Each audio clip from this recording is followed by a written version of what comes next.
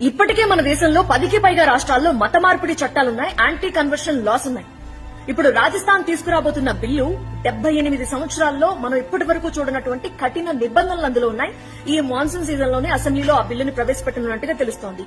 మత మార్పిడికి పాల్పడ్డారా జీవిత ఖైదు, జీవితాంతం జైల్లోనే ఉండాలి.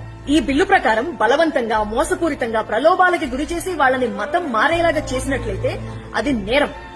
మత మార్పిడి అనేది నాన్ బెయిలబుల్, బెయిల్ రాదు, కాగ్నిజెంట్ అఫెన్స్ గా పరిగణిస్తారు. అంటే సీరియస్ క్రైమ్. వారెంట్ లేకుండానే పోలీసులు అరెస్ట్ చేసే అవకాశం ఉంటుంది.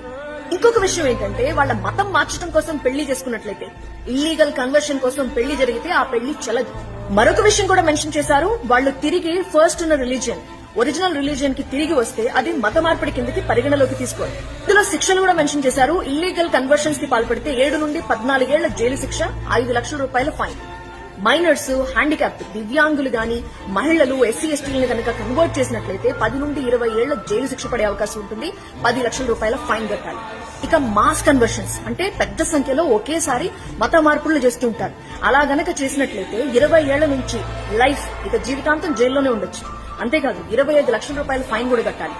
ఇదే అఫెన్స్ మళ్లీ చేస్తే, అంటే ఆల్రెడీ జైలుకు వెళ్లొచ్చి కూడా మళ్లీ మత మార్పులకి పాల్పడితే జీవితాంతం జైలు శిక్ష, 50 లక్షల రూపాయల ఫైన్ కట్టాలి.